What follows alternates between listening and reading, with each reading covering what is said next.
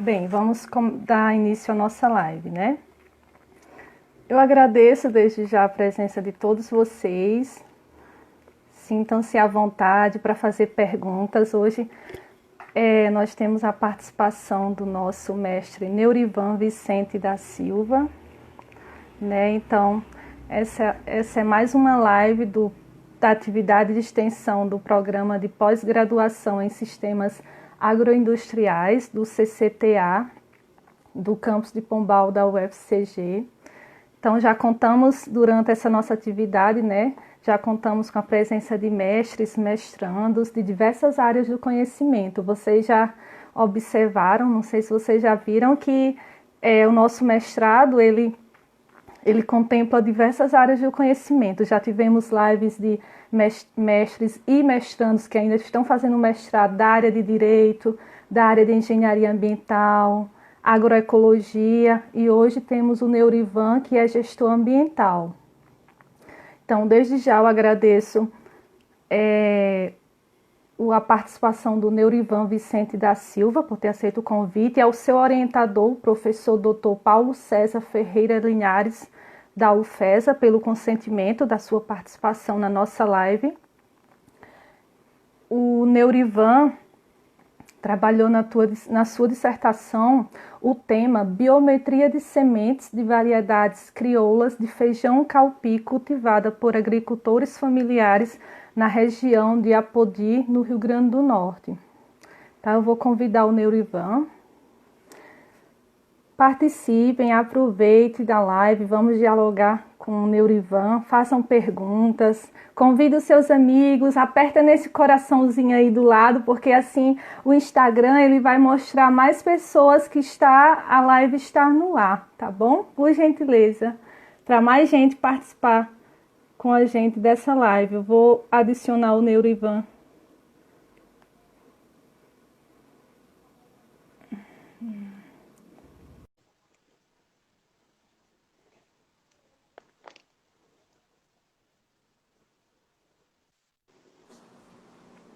Oi, Neurivan, boa noite. Olá, professora, boa noite. Tudo em paz? Tudo bem, graças a Deus. Seja bem-vindo à nossa live. Eu agradeço desde já a tua presença. Eu vou fazer uma apresentação tua agora, tá bom? Pessoal, boa noite. Quem está entrando agora novamente, o Neurivan Vicente da Silva é mestre, né, no nosso programa de Sistema Agroindustriais, PPGSA, da UFCG, da modalidade acadêmica. É graduado em Gestão Ambiental pela UNP, especialista em Educação do Campo, Saberes da Terra pelo IFRN, especialista em Gestão Ambiental pela UERN, técnico em Agropecuária pela UFRN. Atualmente, o Neurivan é coordenador de unidade Agroamigo INEC. Também o Neurivan já atuou como técnico na Prefeitura Municipal de Serra do Mel, no Rio Grande do Norte. Foi coordenador administrativo da Coopervida, foi professor de Ciências Agrárias na DIRED SEC Rio Grande do Norte. Também foi consultor ambiental e sócio na Macete Ambiental. Tem experiências na área de ciências ambientais, meio ambiente, licenciamento ambiental, agroecologia, sementes crioulas, agricultura familiar, Pronaf e microfinanças. O Neurivan, mais uma vez, vai tratar do tema de sementes crioulas cultivadas por agricultores familiares, então, enfatizando essa importância, né, do tema da pesquisa de Neurivan, principalmente uma relação direta com a sustentabilidade, né, a segurança alimentar, principalmente se nós formos pensar nesse contexto atual de pandemia e pós-pandemia, né, Neurivan, que a gente precisa buscar novas formas de viver de forma, procurar formas para buscar alternativas, tecnologias que contribuam para formas saudáveis de viver e cuidado do meio ambiente e também do ser humano, né? Isso, e hoje está atualmente sendo discutida essa questão também da saúde ambiental, né? Se o ambiente está saudável, teremos uma saúde também das pessoas, né? E isso está relacionado diretamente também a essa produção sustentável alimentar. Então, a palavra é com você, Neurivan. Seja bem-vindo. Muito obrigada por ter aceitado o convite, certo? E, inicialmente, tu pode começar falando como surgiu o seu interesse pelo mestrado PPG-SA e o interesse pela sua pesquisa. Bom, boa noite, professora doutora Micarla Lucena. Boa Agradecer noite. pelo convite, dizer que é uma satisfação poder dialogar, poder debater um pouco sobre uma temática tão relevante do ponto de vista, principalmente, de saúde alimentar, né, que são as sementes crioulas. Agradecer à professora doutora Alfredina, coordenadora do mestrado acadêmico, a professora Rosilene, coordenadora do mestrado profissional, ao professor Patrício Maracajá, autoridade aí no tema da agroecologia, para a gente uma referência, um cacique nessa área, a gente tem muito orgulho de dialogar com esse cidadão, um cara que contribui muito com a ciência na Paraíba, sobretudo na UFCG. Agradecer ao professor Paulo Linhares, professor doutor na UFESA, pensador nessa universidade, contribuiu bastante com a gente nessa pesquisa, fizemos um trabalho, no nosso entendimento, relevante e algumas dificuldades, mas acho que é importante trazer essa pauta, né, da agricultura familiar para dentro das universidades. Agradecer aos agricultores, agricultoras, né, que contribuíram com essa pesquisa, os colegas aí que estão agora participando, assistindo com a gente, para discutir um pouco. Então, para a gente é uma satisfação estar aqui dialogando com a professora, mas dialogando com seus seguidores, né, com seus espectadores, com seus alunos, com a comunidade acadêmica da UFCG. Para a gente é uma satisfação. Como surgiu o interesse da gente, né, pelo tema? Primeiro, o nome do programa, né, Sistemas Agroindustriais, tem tudo a ver com aquilo que a gente acredita. Eu sou apaixonado pela agricultura familiar desde sempre, sou filho de agricultor. Isso, para mim, é muito relevante, porque eu conheço a história da agricultura familiar, de fazer a agricultura. Então, eu comecei discutindo a agricultura familiar fazendo, porque meus pais faziam agricultura familiar e eu trabalhei com eles nesse campo. E aí, depois, a gente procurou estudar um pouco e entramos para uma área de atuação com assessoria na agricultura familiar. Quando surgiu a possibilidade do programa, né, Sistemas Agroindustriais, tem tudo a ver com os arranjos produtivos que os agricultores e agricultoras cultivam nas suas propriedades, nos seus roçados, nas suas comunidades, né, nas suas terras. Então, isso nos aproximou muito do programa, né? Além disso, tinha, na época, na coordenação, uma autoridade em agroecologia, que era o professor Patrício. E a gente já tinha um contato de atuações profissionais da minha parte na região ali da Chapada do Apodi com agricultura familiar, e o professor já fazendo agroecologia em vários campos, né? Trabalhou na UFESA, depois para a UFCG, e a gente pensou esse projeto, essa proposta para o mestrado, participamos de uma seleção, graças a Deus a gente conseguiu êxito, né? Entrou com um projeto de sementes crioula e conseguimos concluir essa proposta. Daí a nossa intenção, o nosso interesse pelo programa, né? E falar do tema pelo qual a gente se interessou em debater dentro da universidade, né? A semente crioula. Muita gente, às vezes, não sabe o conceito da semente crioula, mas todo mundo já ouviu falar minimamente o que é uma semente crioula, ou pelo menos já viu uma semente crioula, porque quem tem raiz no semiárido, quem tem raiz na agricultura familiar, já viu semente crioula pelo menos umas 50 vezes. Então, o interesse pelo tema ele já existia comigo desde sempre, né? Porque esse é um público que eu considero muito desprivilegiado de política pública. E quando a gente tem a oportunidade de trazer para dentro da universidade um tema de alta relevância para agricultores, para agricultoras, para a saúde da produção de alimentos, para a agroecologia, a gente não pensou duas vezes que o tema seria semente crioulas. Então, daí foi onde surgiu o nosso interesse, tanto pelo programa quanto pelo tema, e da possibilidade de realizar essa pesquisa numa parceria aí entre o FCG e o FESA, porque os professores atuavam nos dois programas, né? Quer dizer, nas duas universidades. Uhum. Muito bom, né? Faz essa troca de experiências entre universidades diferentes, estados diferentes, e essa temática é fundamental, né, para a nossa região e para o programa, né? Então, pega aqui o chá de boldo, né, que nas lives tem chá de boldo. tem que ter um chá, um vinho, uma água.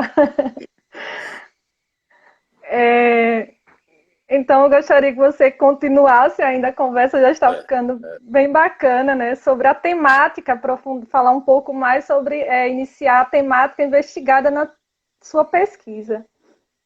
Eu acho que, primeiro, quando a gente traz o tema para a universidade, semente crioula, muita gente disse, é uma coisa estranha, isso não existe, isso não acontece, mas o que é uma semente crioula? Deve ter muita gente com essa pergunta pronta para fazer aí, né? Uhum. Mas a semente crioula, ela já é conceituada por uma lei, né, a lei de 2003, e esse conceito ele traz uma formalidade, mas a nossa percepção, a nossa compreensão de semente crioula, ela perpassa um pouco desse conceito, porque o que é uma semente crioula, né? São aquelas sementes que os agricultores, geração após geração, vão selecionando, vão guardando, vão cultivando, vão melhorando e vão transformando esse material genético, num patrimônio histórico. Então, essa semente, ela não tem só uma carga genética que vai se transformar num grão que vai alimentar, que vai trazer proteína, que vai trazer massa para alimentar uma população ou um rebanho, alguma coisa desse tipo, né? Porque existem sementes diversas, tanto para alimentação humana quanto para alimentação animal. E em algumas comunidades existe semente animal, né? O cara cria lá um rebanho de caprino e para ele aquilo é uma semente. Então, é preciso entender um pouco desse contexto, né, de valorização do saber popular, cultural que aquela comunidade representa ou coloca naquele material, naquela semente. Então, o conceito de semente crioula para a gente ele é muito amplo. Ele perpassa esse conceito da lei, que qualquer um tem acesso na internet, a lei é 10.711 de 2003, você bota lá e você vai ver o conceito. Porque existem as sementes cultivares, que são cultivares comerciais, que elas estão descritas e registradas no mapa. Então, a semente crioula ela não pode ser igual àquela, não pode ser semelhante àquela. Por isso que existe o conceito, por isso que é necessário o conceito da lei, para separar uma da outra. Mas no campo prático, no campo de atuação da assessoria técnica qualificada, da agroecologia, o conceito de semente crioula ele é muito amplo. Então, para a gente, a semente crioula representa tudo isso. É um material que carrega no seu DNA uma carga muito grande de conteúdo. Então, para iniciar o debate, dizendo para as pessoas que estão, né, com essa pergunta engatilhada, o que é uma semente crioula. E a semente crioula, ela tem uma enormidade na região da gente, né? Aí eu quero pontuar isso muito fortemente para o meu amigo Golinha, lá em Tabuleiro Grande, na cidade de Apodi, que foi e é um mestre, é um cara, é um agricultor, um guardião de semente, que tem um banco de semente comunitário lá na sua casa e na sua comunidade, onde, nesse banco de semente, ele guarda, ou ele coleciona, ele seleciona, ele cuida, ele armazena mais de 400 variedades de sementes. E aí, das mais diversas possíveis, né? Sementes crioulas e sementes de diversas... tanto sementes forrageiras, como sementes de espécies mais cultivadas do ponto de vista econômico, né? O milho, feijão, melancia, melão, enfim, e com uma diversidade muito grande de espécies nativas do nosso bioma, né? A nossa caatinga tão devastada e tão pouco cuidada, mas lá, Golinha, maior guardião de semente do Rio Grande do Norte. É uma satisfação poder contar com a amizade e a parceria do Golinha lá em Apodi. Para a gente é um orgulho poder dizer isso, porque é uma referência para mim, é um cara que ensina muito doutor como é que cuida do meio ambiente. Então, que bacana. É um tema que empolga, é um tema que a gente vai sintetizar aqui para não falar demais, mas é interessante, né? Demais. E aí, a gente teve essa oportunidade, entrou para o mestrado, né, com o tema Semente Crioulas, e aí vem, o que a gente vai apresentar, né? O que a gente vai fazer com essa semente crioula? Então, vamos possibilitar a análise, vamos trazer para esse debate uma análise biométrica de algumas variedades de sementes. Isso foi a temática que a gente pensou para a pesquisa. Porque as sementes, as cultivares comerciais, elas têm lá, quando você entra na internet, se você colocar BRS Potiguar, feijão BRS Potiguar, que é um dos que a gente estudou aí, e lá na frente a gente vai apresentar os dados dele, vai ter uma ficha técnica dessa semente. Mas se você botar costela de vaca na internet, vai aparecer pouca coisa. Talvez apareça um artigo que a gente publicou agora e mais alguns materiais antigos, mas é algo muito resumido, tem muito pouca informação sobre as variedades crioulas que a gente cultiva na nossa região. Então, a nossa perspectiva era trazer dados, trazer informação e fazendo essa análise biométrica das sementes crioulas para que a gente pudesse possibilitar uma comparação de desempenho, né, sobretudo em termos de escolha, para que o agricultor tenha na sua propriedade ou na hora de escolher a semente que ele quer plantar, uma oportunidade de saber por que está escolhendo. Não, estou escolhendo essa porque ela é, de fato, melhor do ponto de vista de produtividade, ela é melhor do ponto de vista de germinação, ela é melhor do ponto de vista de palatabilidade, enfim. É uma perspectiva que a gente tinha na hora que trouxe o tema da análise biométrica para fazer, porque aí a gente estudou características específicas da semente, né? Comprimento de semente, largura de semente, peso de 100 sementes, quantidade de semente por quilo, teste de germinação. Então, a gente fez uma série coletou uma série de dados e fez uma série de comparações para que a gente pudesse também ter elementos para comparar e dizer que a semente crioula é melhor do que uma série, um rebanho, um bocado de variedades de cultivares comerciais que estão sendo vendidas aí, sobretudo nos programas governamentais para distribuição para os agricultores familiares, né? Então, essa era a temática que a gente queria investigar e foi isso que a gente tentou fazer. E Pronto. aí, pode falar, professor. Não, continue, eu só ia já interagir aqui com o pessoal que tem algumas perguntas e alguns comentários. Sim. Eu posso, o Marcos colocou assim, as sementes crioulas, inclusive, apresentam um bom desempenho na germinação. Aí o Matheus colocou sementes de plantas e também de animais. O Marcos fez uma pergunta, né, novamente, qual o melhor método para armazenar essas sementes? Talvez, eu não sei se você responde agora ou se vai responder talvez a metodologia, você escolhe. E qual a relação de tempo de armazenamento com a sua qualidade? O Marcos novamente pergunta. Bom, as que forem curtas, a resposta eu vou ser mais objetivo e responder aqui. As que forem precisar de um debate maior, acho que a gente vai colocando mais para frente, porque depende muito do tempo, né? Qual é o método... Quer que eu repita novamente qual o método para armazenar essas sementes? Beleza, o Marcos. Quando a gente trabalha com agricultura familiar, significa dizer que a gente está trabalhando com agricultores com pouco recurso, com pouco orçamento, sobretudo com pouco crédito, né? A política de crédito para a agricultura familiar, ela tem uma série de fragilidades, né? Eu hoje trabalho num programa que ajuda muitos agricultores nessa perspectiva, né? O AgroAmigo é uma ferramenta, uma possibilidade para que os agricultores acessem crédito de uma forma mais orientada, de uma forma acompanhada, de uma forma mais eficiente do ponto de vista de acompanhamento. Mas veja, melhor forma de armazenar é aquela que você gaste menos para isso. Então, garrafa PET, bem fechada, limpa, seca, é o que os agricultores utilizam nos bancos de semente para armazenar semente.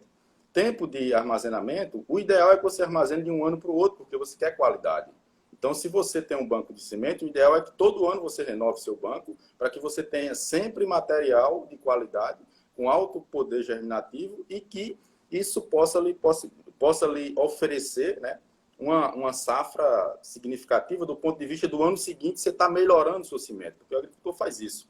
Ele escolhe a melhor planta, ele escolhe a melhor espiga, ele escolhe a melhor vagem, ele escolhe a melhor parte da espiga, estou falando, claro, em linguagem mais popular, porque a discussão é popularizar a ciência, né, professor? Então, qualquer coisa a gente pode interagir de uma forma mais técnica. Só que eu acho que a gente precisa levar para esse debate uma abordagem em que o agricultor entenda, em que o agricultor compreenda a pesquisa que a gente faz, que é esse o papel da universidade, dar resposta para respostas simples para problemas complexos. Então, Não sei se respondi, mas eu acho que, para a gente não se alongar muito nessa parte, sim, essa seria uma forma ideal, né? Armazenar em garrafa PET, armazenar de um ano para outro, que você teria sempre material se renovando no seu banco de semente, na sua casa de semente, né? Então, eu não sei se respondi para ele, mas a gente pode abrir depois, tempo ficar mais sossegado, esse debate com mais perguntas. Respondeu sim, Neurivan. Ele agradeceu, muito obrigada pela resposta. Ele colocou aqui. O Matheus, ele comentou, está show a linguagem. O Matheus colocou assim, temos que preservar a nossa biodiversidade. Aí pontuou novamente, após isso, transgênicos representam consequências a essa biodiversidade. Para a gente não se estender, temos muitas perguntas. Eu já estou de olho no tempo aqui, que passa tão rápido, né? Então, você já falou um pouco do objetivo da tua pesquisa, eu acredito, só se você quiser enfatizar, mas você pode já falar um pouquinho da sua área de estudo, a área, o recorte, né, o material que você utilizou na tua pesquisa, como você fez foi a metodologia, a forma de fazer a tua pesquisa, como foi realizada. Beleza. O nosso objetivo era esse, era trazer dados que o agricultor pudesse utilizar para comparar o desempenho da sua semente com as cultivares comerciais que estão sendo distribuídas. Então, se a gente quisesse centrar, era mais ou menos isso que era o nosso objetivo geral. E fazer isso a partir desses parâmetros, dessa análise biométrica que a gente já detalhou. E aí, a nossa pesquisa, claro, ela caminhou entre as duas universidades, né, a UFCG e a UFESA. Nós estivemos morando um tempo aí em Pombal, uma cidade maravilhosa. Pagamos os créditos do mestrado aí, boa parte das discussões, fizemos algumas partes práticas aí da pesquisa, mas o experimento, de fato, a gente fez na UFESA, lá em Mossoró, laboratório de pós-colheita, com o professor Paulo, né? Então, esse foi o nosso campo de atuação mais direcionado. E aí, o material, a contribuição do nosso amigo, nosso guardião, o maior guardião de semente do Rio Grande do Norte, lá em Apodi, Golinha, pegamos o material, a semente crioula com ele, e a amostra ou o tratamento que a gente utilizou como testemunha, no caso, o experimento comparativo, foi uma amostra coletada com a equipe, o escritório regional da Emater, lá em Serra do Mel, que era o local onde eu estava atuando na época eu trabalhava tanto na Serra do Mel quanto na Coopervida. E aí a gente juntou esses dois campos de atuação. Golinha era um agricultor que fazia parte do público-alvo de assessorados da Coopervida, e eu atuava lá pela Serra do Mel. Então, esse foi o campo onde a gente coletou material para o experimento, né? Foram 6 variedades a pesquisa, 5 crioulas e uma cultivar comercial, que foi essa aí, a BRS Potiguar. Daqui a pouco a gente vai entrar nos dados delas. O que a gente fez, né? Qual foi a metodologia e como é que a gente desenvolveu esse trabalho? Todo trabalho acadêmico tem que ter uma parte estatística, né? Porque entra muito na metodologia do trabalho. Nós fizemos um experimento com delineamento inteiramente casualizado, né? Que os estatísticos chamam DIC, e contamos com 6 tratamentos. Cada uma das variedades, cada uma das sementes que a gente trabalhou passou a ser chamada de um tratamento. Cada um tratamento desse contava com uma amostra de 600 sementes. Então, a gente trabalhou aí com 3.600 sementes no todo. E cada uma dessas variedades, ela se dividiu em 6 repetições. Cada 600 sementes, a gente dividiu em 6 repetições de 100, para poder chegar nesses resultados. As variedades que a gente trabalhou, né, que são muito conhecidas, eu procurei pegar aquelas que fossem mais relevantes do ponto de vista comercial e produtivo naquela região onde a gente estava ali, Apodi, Mossoró, Caraúbas, Upanema, Serra do Mel, que era onde a gente via o surgimento de uma quantidade enorme dessas variedades. Então, a gente trabalhou com feijão coruja, trabalhou com feijão canapum, o feijão lisão, o feijão sempre verde e o feijão costela de vaca. Essas são variedades crioulas, né, testadas e comprovadas. E como cultivar comercial, que inclusive foi aqui o governo do estado do Rio Grande do Norte comprou para distribuir para os agricultores em 2017, 2018, 2019 e 2020, foi a BRS Potiguar. Então foi com ela que a gente fez as comparações em relação às crioulas. E aí nós testamos nessas sementes alguns parâmetros que nos possibilitam dizer, do ponto de vista biométrico, qual delas é melhor para o agricultor. É claro que a semente crioula ela tem seu arranjo local, tem seu arranjo regional, ela carrega todo um potencial de uma determinada região. Então nós testamos, nós analisamos o comprimento da semente, a largura da semente, a relação comprimento-largura, o peso de 100 sementes, o peso de 1.000 sementes, a quantidade de semente por quilo, ou seja, quantas sementes de costela de vaca enchem um saquinho de 1 quilo, e fizemos um teste de germinação para todas essas variedades, para poder ter um parâmetro de germinação. A germinação não quer dizer que todas aquelas que germinaram vão se desenvolver até a sua fase produtiva, mas pelo menos no teste de germinação a gente tem um resultado, um parâmetro comparativo. Além de vocês fazerem todas essas medidas, fizeram também o teste de germinação para ver o tempo de nascimento de cada espécie. Foi assim? Para comparar as crioulas com uma... o teste de germinação, geralmente, ele é muito parecido. O tempo de germinação das sementes crioulas com a variedade que a gente testou é muito parecido. Mas o que a gente queria observar com o teste de germinação era qual era a taxa de germinação de cada uma. Qual era o percentual de germinação de cada uma. Se eu plantar 100 sementes de costela de vaca, quantas vão germinar? Se eu plantar 100 de BRS Potiguar, quantas vão germinar? Foi esse o dado que a gente foi atrás. E aí eu já posso apresentar esses dados e dizer o seguinte. A taxa de germinação, ou percentual de germinação das sementes crioulas que a gente testou, dessas 5 que a gente testou, a que deu o percentual menor deu 96% de germinação. Significa dizer que se eu plantar 100, eu vou ter pelo menos 96 germinadas. Né? E a que germinou mais das crioulas foi o costela de vaca e o sempre verde, que tiveram 100% de germinação. Ou seja, a gente fez um experimento com 100 sementes e todas elas germinaram. Sem seleção Porque uma coisa é você selecionar, escolher aquelas que você vai plantar, que é o que o agricultor faz. Nós não fizemos isso. Nós metemos lá a mão numa amostra, coletamos aquela e plantamos de todas as 6.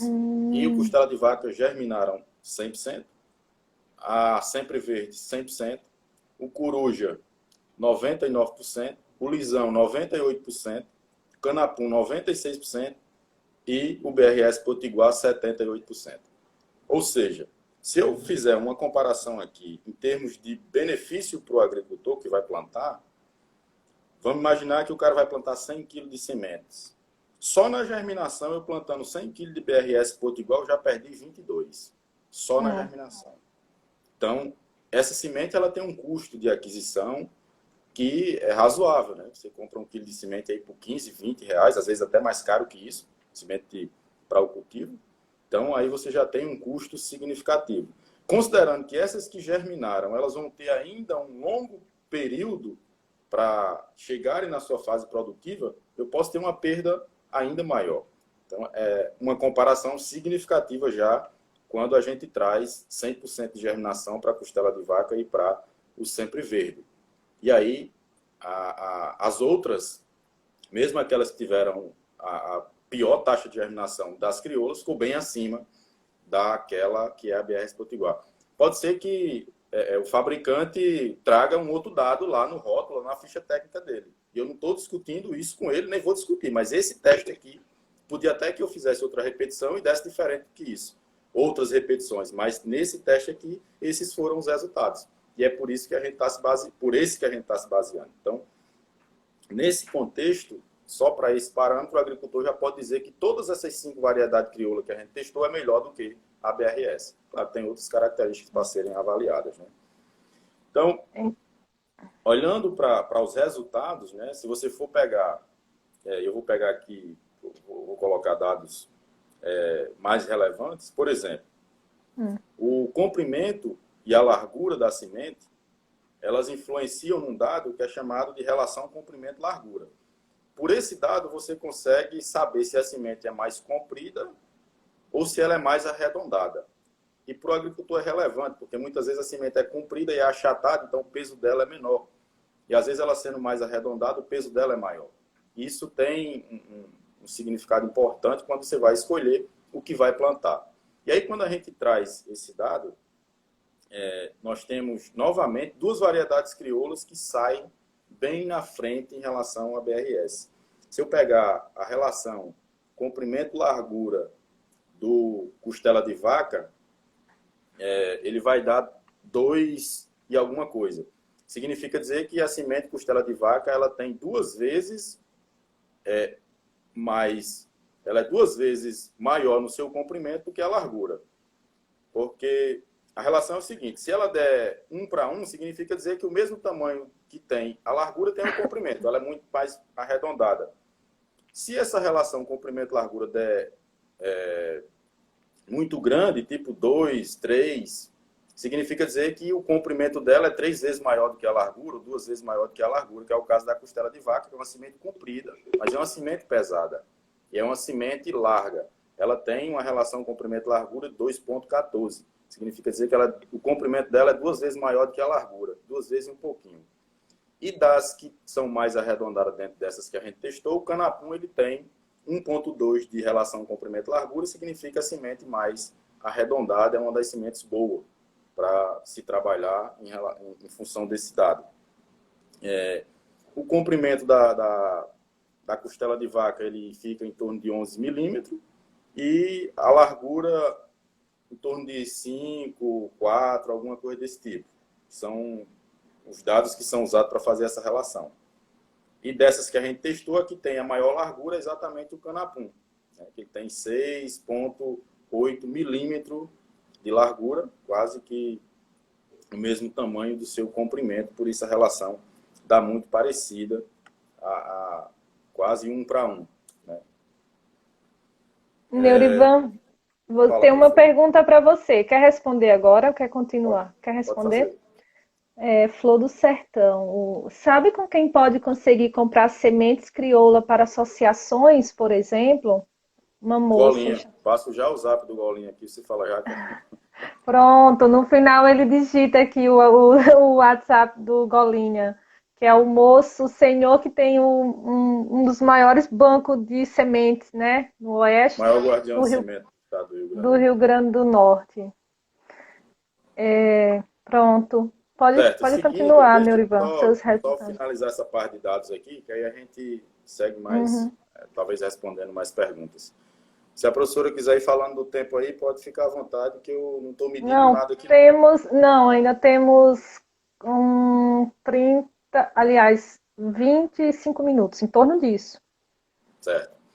Então, eu vou trazer 2 dados agora, 2 dados que são bastante relevantes, né? Que é o peso de 100, o peso de 1000, 3 dados, e a quantidade de semente por quilo.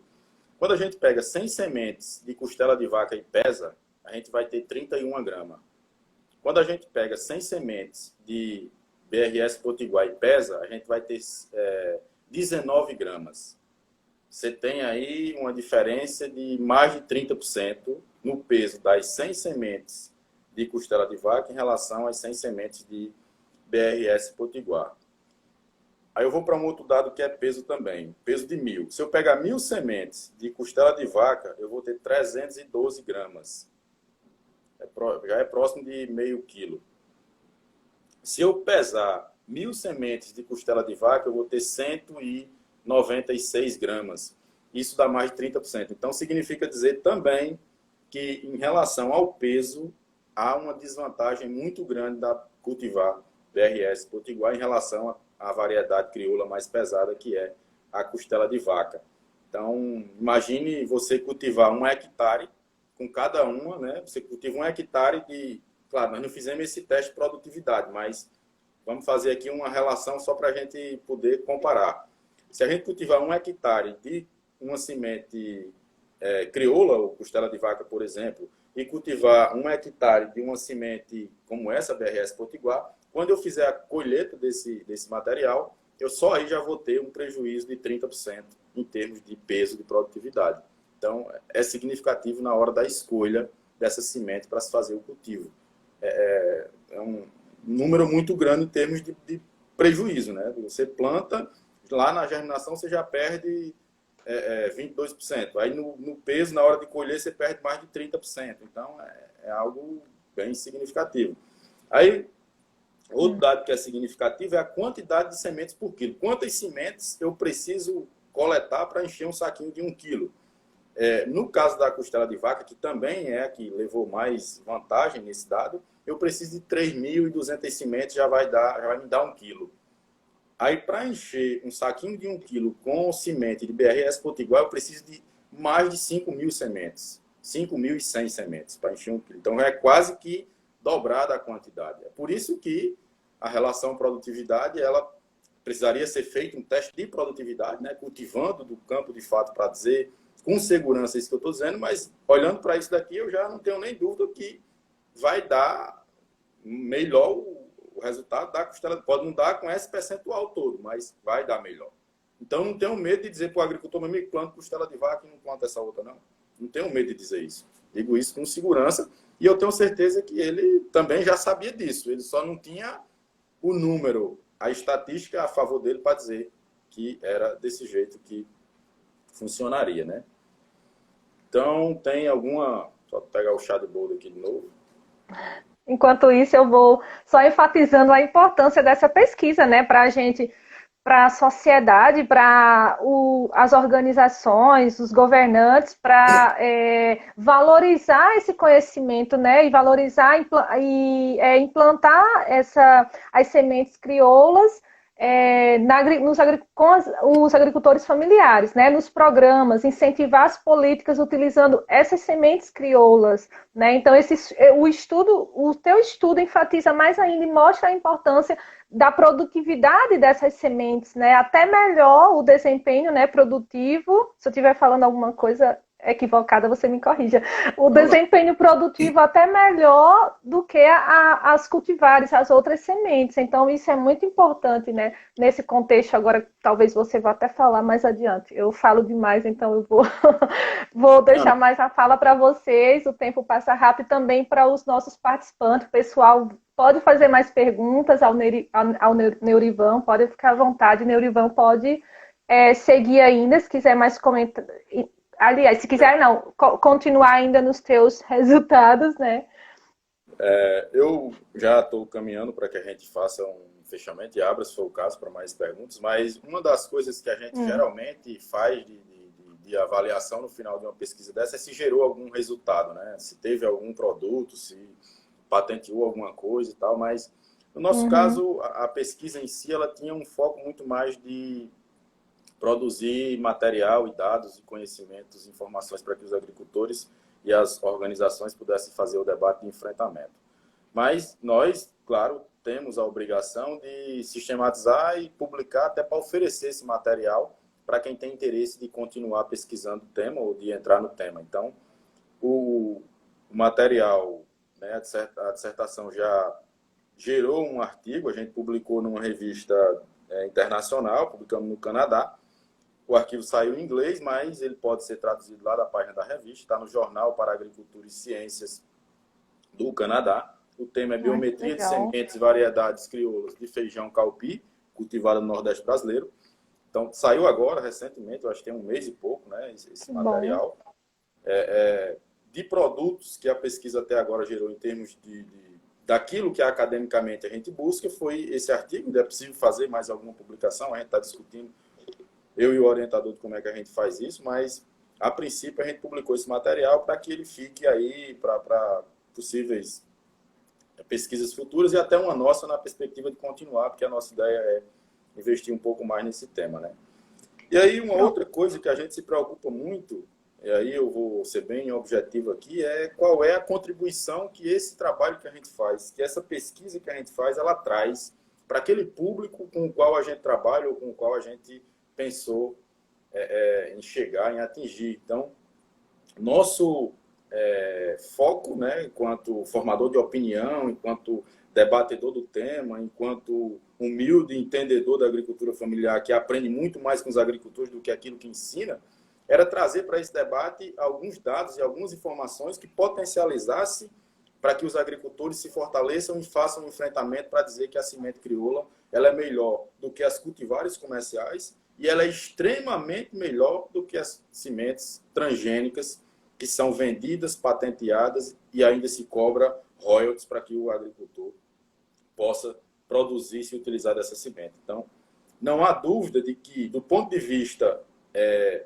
econômico, a semente crioula, para mim, ela é melhor do ponto de vista econômico, do ponto de vista social, porque traz toda aquela carga que eu falei no seu DNA, e ela é melhor do ponto de vista ambiental, porque ela representa a sustentabilidade do ponto de vista agroecológico. O agricultor que é guardião de semente, ele é também um cara que propaga os princípios da agroecologia.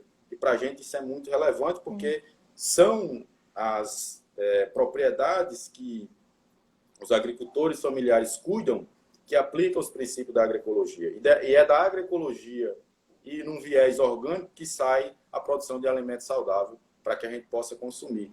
E existem muitos mitos sobre esses temas que são bem mais amplos, que eu não vou entrar nisso, mas a pauta, né, da agroecologia e da alimentação saudável, ela está ligada diretamente.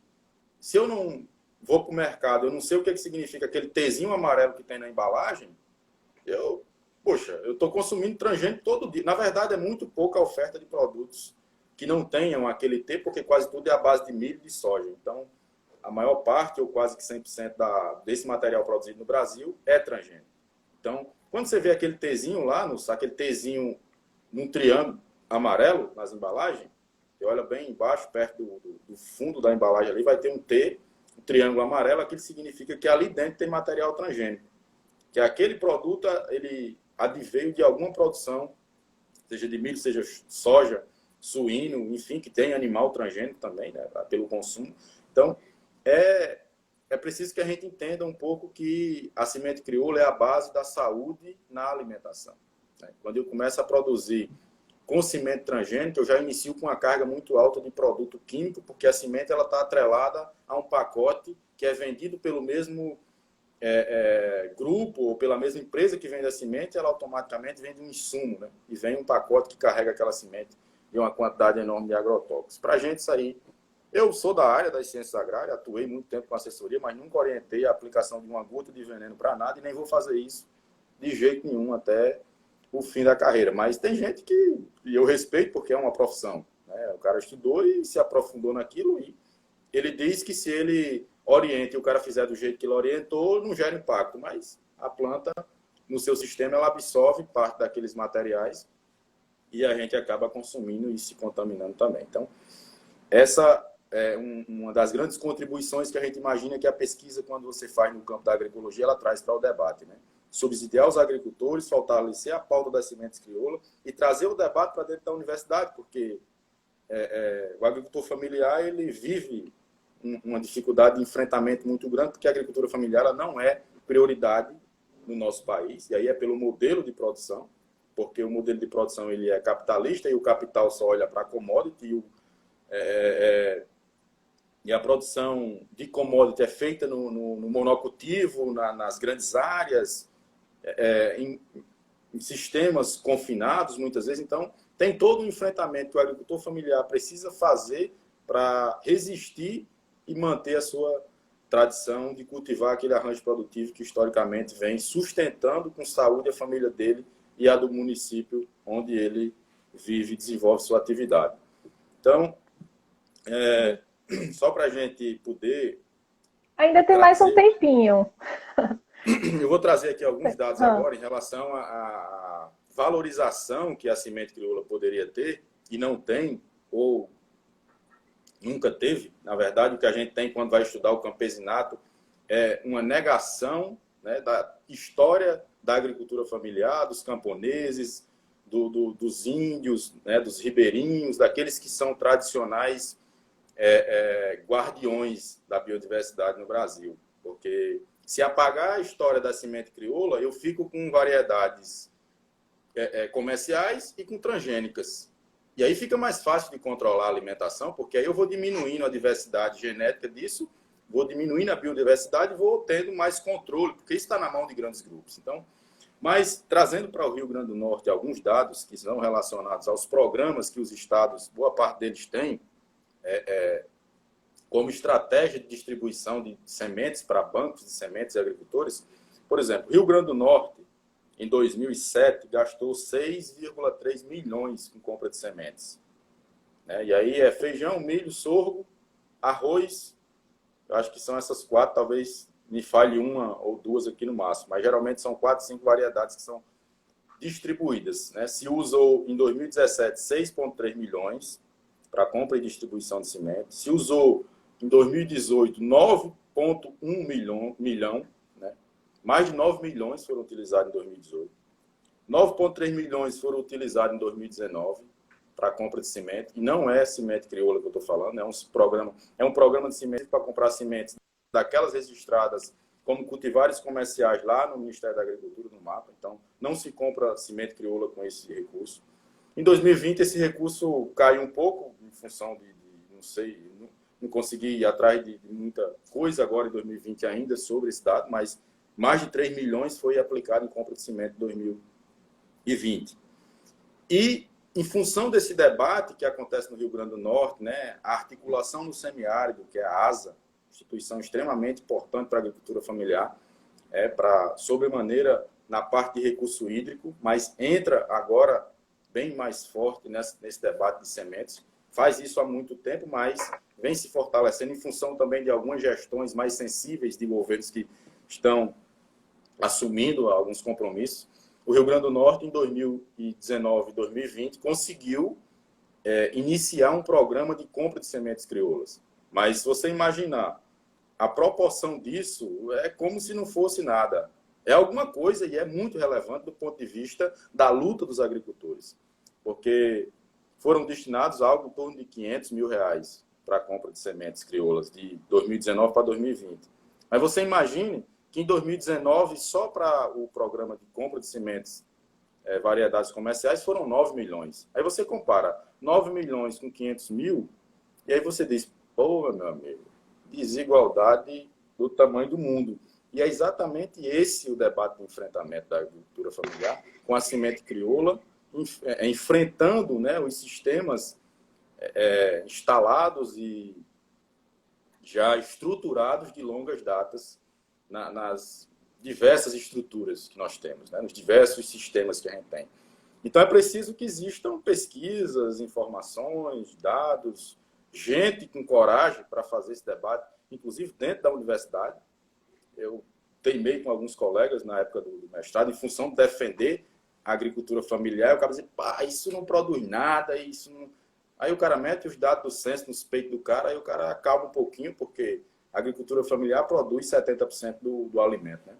Mas é preciso fazer esse debate, é preciso fazer esse enfrentamento com coragem e com informação. Preciso ter segurança do que eu estou dizendo.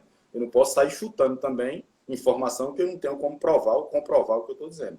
Então, são dados públicos o que eu trouxe aqui e os que eu busquei na pesquisa. Então, a gente faz esse debate em qualquer lugar, com qualquer pessoa ou instituição, na maior tranquilidade, que é dado que não constrange ninguém, porque são públicos. Então, é uma contribuição que a gente imagina que trouxe para esse debate, nesse contexto. Demais. Pode falar.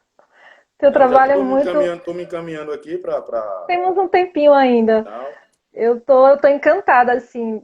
Teu trabalho é muito importante, E eu fiquei ainda pensando esses dias, a gente conversando, E hoje fiquei pensando, pós essa pandemia, Porque não foi, porque foi algo que impactou a sociedade e isso tem relação totalmente com o meio ambiente, E essa questão de transgênicos, de muito uso de herbicidas, então isso causa um desequilíbrio no meio ambiente, Isso, os insetos ficam mais resistentes.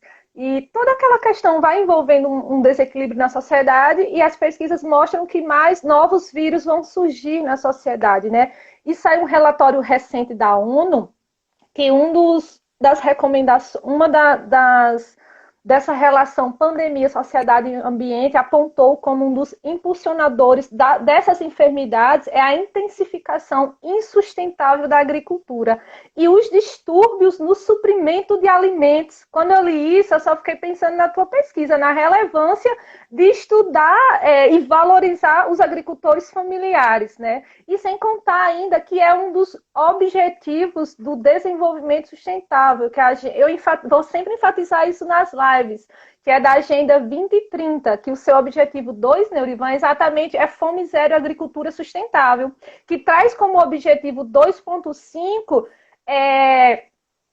manter essa diversidade da genética das sementes, manter o banco de sementes de... Desculpa, uma ligação aqui. Manter esse banco de sementes viva e valorizar esses guardiões das sementes. Então, é muito importante a tua pesquisa para a sociedade. Pode falar, eu falei demais, não foi, Neurivan? Não, tranquilo, eu estou muito satisfeito, já disse desde o início, com a oportunidade que você traz para a gente de trazer esse debate mais a público em um momento de pouca oportunidade de dialogar, né? Porque está todo mundo na fase de isolamento social, algumas pessoas trabalhando, eu trabalhando em função do trabalho ser considerado como prioritário ou dentro desse grupo aí de essenciais.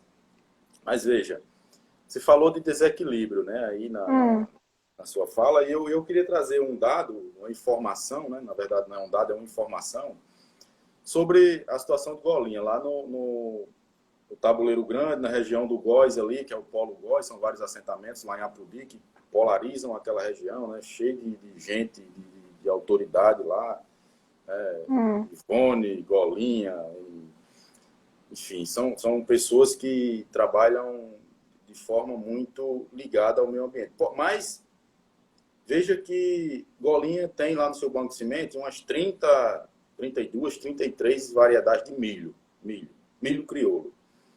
Tem uma variedade lá que ele tem que ela está na família dele há 4 gerações, né?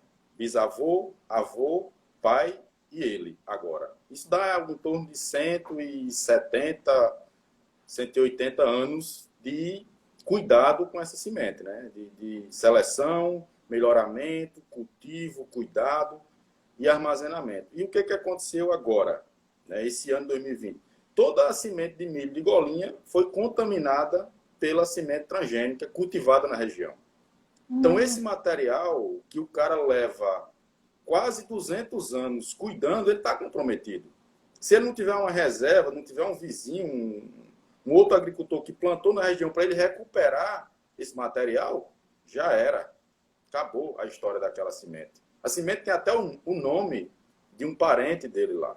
Então, isso quando eu falo de que a semente ela tem uma carga, tem um peso, tem uma cultura, tem um saber, tem um contexto, é isso que eu digo. Aí você imagine o peso que isso tem para um agricultor desse, que é um cara que a agroecologia é a vida dele, né? Mas aí ele tem todo o seu material contaminado, porque a contaminação transgênica ela acontece de uma forma, somente em milho, de uma forma muito simples. Se eu planto o meu roçado aqui, e aqui à direita, do lado que o vento está vindo, tiver um roçado plantado com semente transgênica de milho, o vento vai trazer o pólen e vai contaminar a minha semente, porque o milho ele tem uma polinização cruzada. E aí, automaticamente, já era. Semente contaminada de transgênico, você pode, inclusive, ser processado pelo dono da patente da semente que lhe contaminou. Ou seja, você teve um prejuízo, perdeu seu material genético, ainda corre o risco de ser processado pela empresa dona daquela semente transgênica, que é patenteada e que diz que para você cultivar, você tem que pagar 10% de patente.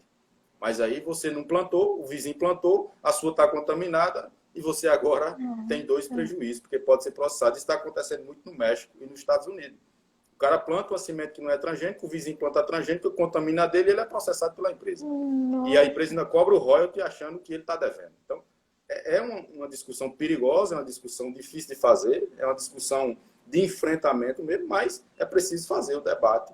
E é o movimento social que tem feito, né? É um movimento social que enfrenta, são os agricultores, as agricultoras que fazem essa discussão.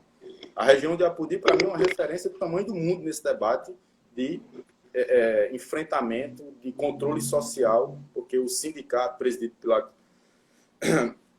pela sua diretoria, né, a pessoa de Aguinaldo, é uma autoridade também, um jovem estudioso lá da região, mas que faz um debate de enfrentamento com coragem, né, inspirado desde a diretoria que vem lutando, né, Dilson Neto, uma figura extremamente referência para mim e para muitos estudiosos daquela região. Então, é preciso ter coragem para fazer o debate, é preciso ter coragem para estudar o tema e trazer os dados, porque é arriscado, de certa forma, de fazer Neurivan, esse debate. deixa eu só dar umas orientações. Daqui a 3 a 4 minutos a nossa live vai encerrar. Então, desde já, eu já agradeço a todos os participantes. Se alguém tiver mais alguma pergunta, alguma dúvida, pode mandar mensagem box para o Neurivan, né, Neurivan? O Instagram do Neurivan está aí nos stories. Então, fique à vontade. Eu acredito que ele vai ser receptivo a atender vocês. E as palavras finais fica para você deixar alguma mensagem para o pessoal. Obrigada por terem participado todos. Continue participando das próximas lives. E é muito bacana esse diálogo entre universidade, vocês, professor, e para a sociedade, e mostrar essas pesquisas. Mais uma vez, eu agradeço demais em poder ter essa oportunidade de conversar com vocês. Também estou aprendendo muito, muito mesmo nessas conversas, diálogos com vocês. Então, a palavra está com você para os encaminhamentos finais até a live encerrar, tá bom?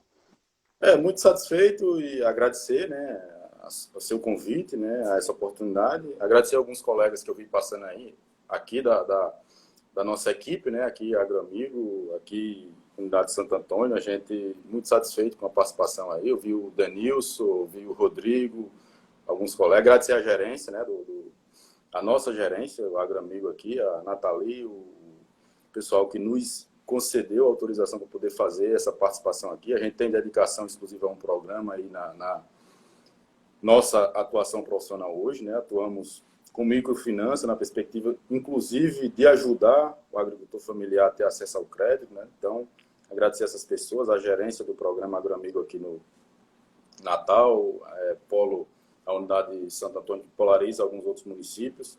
Agradecer o pessoal que acompanhou aí, os colegas que entraram, assistiram, né? A participação aí para a gente é extremamente importante. E já encerrando, dizer que quem tiver oportunidade, quem tiver entrando no mestrado, quem tiver dentro do mestrado agora, né, e que tiver interesse, entre e faça a discussão com responsabilidade, valorizando a agricultura familiar, porque é a nossa base. Para a nossa região, para o semiárido, para a Caatinga, não tem como se sustentar outro tipo de atividade que não esteja ligada à agricultura familiar. Até se sustenta, mas é caro, impacta e traz grandes consequências ambientais. Então, a gente está muito satisfeito, muito agradecido e fique à vontade aí, quem quiser colocar e depois entrar em contato, a gente está disponível. A professora também tem o nosso contato. Estamos aqui para somar e dizer que é uma satisfação poder dialogar. Né? Eu acho que quando a gente faz o debate, a gente contribui e aprende um bocado. Pronto, tá, me avisou aqui, 26 segundos restantes. Tá bom, Neurivan. A gente, o PPGSA, agradece a tua participação, né, em nome da coordenação também do mestrado profissional. Eu agradeço muito a tua receptividade. Agradeço as perguntas, aos participantes. Muito obrigada e até a próxima live. Boa noite, Neurivan.